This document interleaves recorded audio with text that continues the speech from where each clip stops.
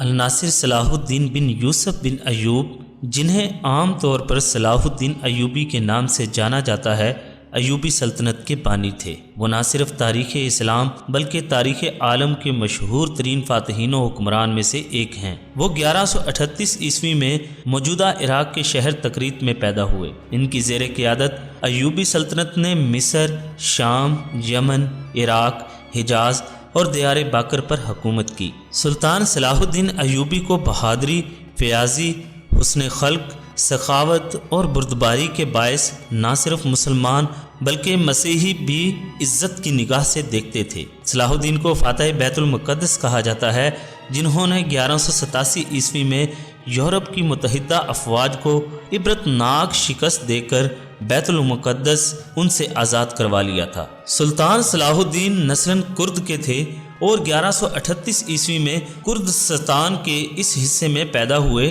جو اب عراق میں شامل ہے۔ شروع میں وہ سلطان نور الدین زنگی کے یہاں ایک فوجی افسر تھے۔ مصر کو فتح کرنے والی فوج میں صلاح الدین بھی موجود تھے اور اس کے سپہ سالار شیر کوہ صلاح الدین کے چچا تھے۔ مصر فتح ہو جانے کے بعد صلاح الدین کو 564 ہجری میں مصر کا حاکم مقرر کر دیا گیا۔ اسی زمانے میں 569 ہجری میں انہوں نے یمن بھی فتح کر لیا۔ نور الدین زنگی کے انتقال کے بعد صلاح الدین حکمرانی پر فائز ہوئے۔ صلاح الدین اپنے کارناموں میں نور الدین زنگی پر بھی بازی لے گئے۔ ان میں جہاد کا جذبہ کوٹ کوٹ کر بھرا ہوا تھا اور بیت المقدس کی فتح ان کی سب سے بڑی خواہش تھی۔ مصر کے بعد صلاح الدین نے 1182 عیسوی تک شام، موصل، حلب وغیرہ فتح کر کے اپنی سلطنت میں شامل کر لیے۔ اس دوران میں صلیبی سردار رینا لوڑا کے ساتھ 4 سالہ معاہدہ صلح ہو چکا تھا، جس کی روح سے دونوں ایک دوسرے کی مدد کرنے کے پابند تھے، لیکن یہ معاہدہ محض کاغذی اور رسمی تھا۔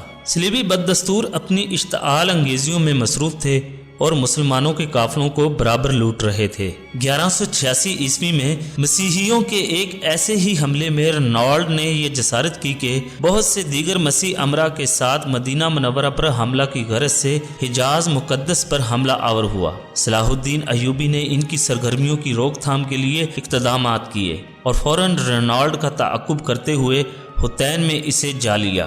سلطان نے یہیں دشمن کے لشکر پر ایک ایسا آتش گیر مادہ ڈلوایا جس سے زمین پر آگ بھڑک اٹھی۔ چنانچہ اس آتش ماحول میں 1187 عیسوی کو حطین کے مقام پر تاریخ کی خوفناک ترین جنگ کا آغاز ہوا۔ اس جنگ کے نتیجہ میں 30,000 مسیح ہلاک ہوئے اور اتنے ہی قیدی بنا لیے گئے۔ رینالڈ گرفتار ہوا اور سلطان نے اپنے ہاتھ سے اس کا سر قلم کیا۔ دراصل رینالڈ حضرت محمد صلی اللہ علیہ وآلہ وسلم کی شان میں برملا طور پر گستاخی کیا کرتا تھا اور سلطان ایوبی نے اسے اپنے ہاتھوں سے مارنے کی قسم کھائی تھی۔ یہی وجہ ہے کہ اس کے اتحادی بادشاہ کے ساتھ وہی سلوک کیا جیسا کہ ایک بادشاہ دوسرے بادشاہ کے ساتھ کرتا ہے۔ لیکن رینالڈ کے جرائم بہت سنگین تھے۔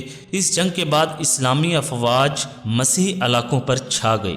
حطین کی فتح کے بعد صلاح الدین نے بیت المقدس کی طرف رخ کیا۔ ایک ہفتہ تک خون ریز جنگ کے بعد مسیحیوں نے ہتھیار ڈال دیے اور رحم کی درخواست کی۔ بیت المقدس پورے 88 سال بعد دوبارہ مسلمانوں کے قبضے میں آیا اور تمام فلسطین سے مسیحی حکومت کا خاتمہ ہو گیا۔ بیت المقدس کی فتح صلاح الدین ایوبی کا عظیم الشان کارنامہ تھا۔ اس نے مسجد اقصی میں داخل ہو کر نور الدین زنگی کا تیار کردہ منبر اپنے ہاتھ سے مسجد میں رکھا۔ اس طرح نور الدین زنگی کی خواہش اس کے ہاتھوں پوری ہوئی۔ صلاح الدین نے بیت المقدس میں داخل ہو کر وہ مظالم نہیں کیے جو اس شہر پر قبضے کے وقت مسیحی افواج نے کیے تھے۔ صلاح الدین ایک مثالی فتح کی حیثیت سے بیت المقدس میں داخل ہوا۔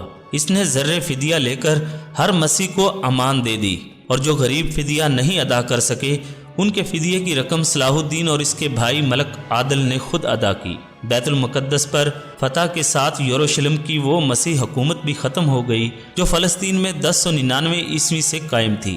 اس کے بعد جلد ہی سارا فلسطین مسلمانوں کے قبضے میں آ گیا۔ بیت المقدس پر تقریباً 761 سال مسلسل مسلمانوں کی حکومت رہی، کیونکہ 1948 میں امریکہ، برطانیہ، فرانس کی سازش سے فلسطین کے علاقہ میں یہودی سلطنت قائم کی گئی اور بیت المقدس کا نصف حصہ یہودیوں کے قبضے میں چلا گیا۔ 1967 عیسوی کی عرب اسرائیل جنگ میں بیت المقدس پر اسرائیلیوں نے قبضہ کر لیا۔ جب بیت المقدس پر قبضے کی خبر یورپ پہنچی تو سارے یورپ میں کوہرام مچ گیا، ہر طرف لڑائی کی تیاریاں ہونے لگیں۔ جرمنی، اٹلی، فرانس اور انگلستان سے فوجیں پر فوجیں فلسطین روانہ ہونے لگیں۔ انگلستان کا بادشاہ رچرڈ، جو اپنی بہادری کی وجہ سے شیر دل مشہور تھا، اور فرانس کا بادشاہ فلپ آگزسٹ اپنی فوجیں لے کر فلسطین پہنچے۔ یورپ کی اس متحدہ فوج کی تعداد 6 لاکھ تھی۔ جرمنی کا بادشاہ فریڈرک باربروسا بھی اس مہم میں ان کے ساتھ تھا۔ مسیحی دنیا نے اس قدر لاتعداد فوج ابھی تک فراہم نہ کی تھی۔ یہ عظیم الشان لشکر یورپ سے روانہ ہوا اور عکا کی بندرگاہ کا محاصرہ کر لیا۔ اگرچہ سلطان صلاح الدین نے تنہا عکا کی حفاظت کے تمام انتظامات مکمل کر لیے تھے، لیکن صلیبیوں کو یورپ سے مسلسل کمک پہنچ رہی تھی۔ ایک معرکہ میں 10,000 مسیحی قتل ہوئے،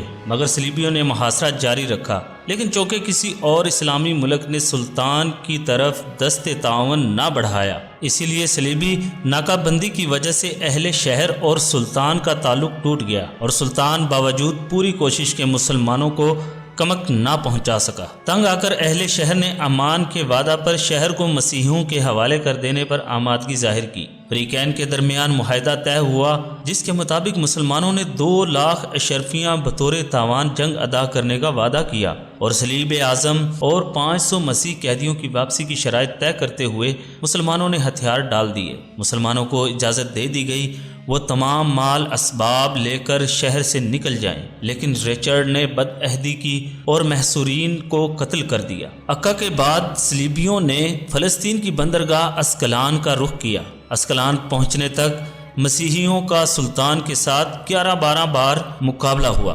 سب سے اہم معرکہ ارسوف کا تھا۔ سلطان نے جواں مردی اور بہادری کی درخشندہ مثالیں پیش کیں، لیکن چونکہ کسی بھی مسلمان حکومت بالخصوص خلیفہ بغداد کی طرف سے کوئی مدد نہ پہنچی، لہٰذا سلطان کو پسپائی اختیار کرنی پڑی۔ واپسی پر سلطان نے اسکلان کا شہر خود ہی تباہ کر دیا، اور جب صلیبی وہاں پہنچے تو انہیں اینٹوں کے ڈھیر کے سوا کچھ بھی حاصل نہ ہوا۔ اس دوران میں سلطان نے بیت المقدس کی حفاظت کی تیاریاں مکمل کی، کیونکہ اب صلیبیوں کا نشانہ بیت المقدس تھا۔ سلطان نے اپنی مختصر سی فوج کے ساتھ اس قدر عظیم لاؤ لشکر کا بڑی جرت اور حوصلہ سے مقابلہ کیا۔